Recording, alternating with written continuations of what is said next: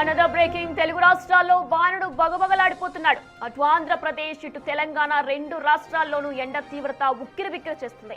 ముఖ్యంగా ఏపీ నిప్పులు కొలిమిగా మారింది. పల్నాడు జిల్లా పిడుగురాళ్లలో ఏకంగా 48.1 డిగ్రీల గరిష్ట ఉష్ణోగ్రత నమోదై ఈ సీజన్లోనే అత్యంత వేడి ప్రాంతంగా నిలిచింది. పరిస్థితి తీవ్రతను గమనించిన వాతావరణ శాఖ ఏపీలోని 7 జిల్లాలకు రెడ్ అలర్ట్, మరో 6 జిల్లాలకు ఆరెంజ్ అలర్ట్ జారీ చేసింది.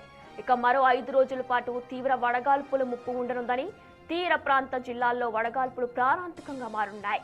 ఉదయం 11 గంటల నుంచి సాయంత్రం 4 గంటల వరకు ప్రజలు ఎవరూ బయటికి రావద్దని కోస్తాంధ్ర ప్రజలను విపత్తు నిర్వహణ శాఖ హెచ్చరించింది. విజయవాడలో బాణుడు ఉగ్ర రూపానికి నిన్న ఒక్కరోజే నగరంలోని వివిధ పోలీస్ స్టేషన్ల పరిధిలో వడదెబ్బ తగిలి 10 మంది మృతి చెందారు. తీవ్ర ఎండలు, వడగాలుల కారణంగా 10 మంది ప్రాణాలు కోల్పోయినట్లు గుర్తించారు వైద్యులు. మృతి చెందిన వారిలో 5గురు వివిధ ప్రాంతాల్లో ఉద్యోగులు, రోజువారీ కూలీ పనులు చేసుకునేవారు. మిగిలిన వారు యాచకులుగా గుర్తించారు.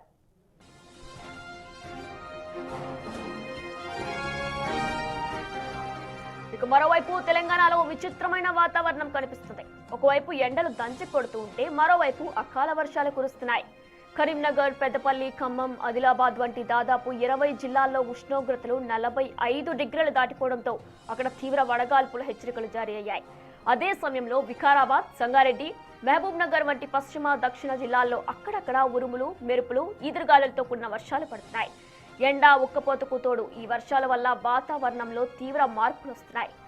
ఎల్ నినో ప్రభావం వలనే ఈ స్థాయిలో ఎండ తీవ్రత పెరిగిందని, రాబోయే 4 రోజులు ప్రజలు తీవ్ర అప్రమత్తంగా ఉండాలని వాతావరణ శాఖ గట్టి వార్నింగ్ ఇచ్చింది.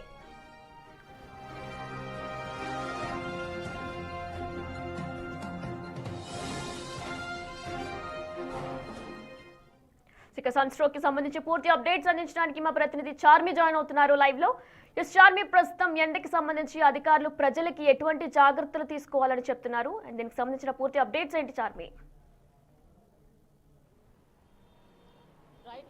ప్రస్తుతం తెలంగాణ రాష్ట్రంలో ఇప్పటికే నిన్న చూసుకున్నట్టయితే 22 మంది ప్రాణాలు కోల్పోయాడుగా తెలిసింది. అయితే ఇప్పటికీ ఒక నివేదిక బయటకు వస్తుంది, 34 వరకు కూడా ఈ నంబర్ పెరిగే అవకాశం ఉంది అన్నట్టుగా తెలుస్తుంది. అది ఇంకా కంప్లీట్ డీటెయిల్స్ రావాల్సి ఉంది. ఖచ్చితంగా వాళ్ళు ఎవరు, ఏంటి, మరి ఎందుకు ఇలా జరుగుతుంది అంటే ఒక్కసారిగా వాతావరణం 44 డిగ్రీల నుంచి 46 డిగ్రీల వరకు వెళ్ళిపోతుంది. దాని తర్వాత కొద్దిసేపటికే ఆ వాతావరణం 40 డిగ్రీలకు వచ్చేస్తుంది. సాయంత్రం సమయాలలో బయటకు వెళ్దాము అంటే ఈదురుగాళ్ళు, మార్నింగ్ సమయాలలో బయటకు వద్దామంటే ఎండ తీవ్రత. అసలు జనాలు బయటకి రావాలి అంటేనే భయపడుతున్నారు. ఇప్పటికే వాతావరణ శాఖ 5 రోజుల పాటు ఎవరూ కూడా బయటకి రాకూడదని, ఎవరైనా వచ్చినా కూడా చాలా ఇప్పుడు ఆల్రెడీ మన ఖైరతాబాద్ ఏరియాలో ఉంటే అసలు రోడ్స్ అన్నీ కూడా ఖాళీగా కనిపిస్తూ ఉన్నాయి. బికాస్ అంటే ఇంత ఎండ తీవ్రతలో ఎవరూ కూడా బయటకి రాకుండా ఉంటే బెటర్.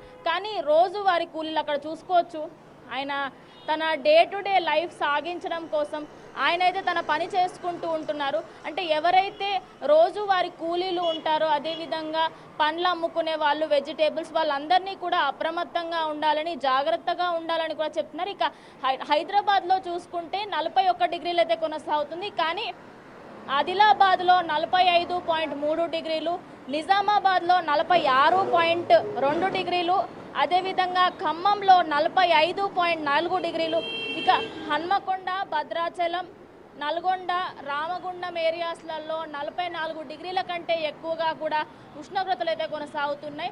ఇక ఇందాకనే వాతావరణ శాఖ అధికారులు అయితే ఒకసారి ఈరోజు సాయంత్రం వరకు ఖచ్చితంగా వాతావరణంలో మార్పులు చూడవచ్చని, ఆ మార్పులు ఖచ్చితంగా కనిపిస్తాయని కూడా చెప్పుకొచ్చారు. ఇక ఆ మార్పులు ఏంటి అంటే కొన్ని ప్లేసెస్లలో వర్షం కూడా పడే అవకాశం ఉంటుంది. లైట్గా ఆ వాతావరణం చేంజ్ అయితే కనిపిస్తుంది, కానీ ఈదురుగాలు అయితే ఖచ్చితంగా ఉంటాయని చెప్పుకొస్తున్నారు. రైట్ చార్మి.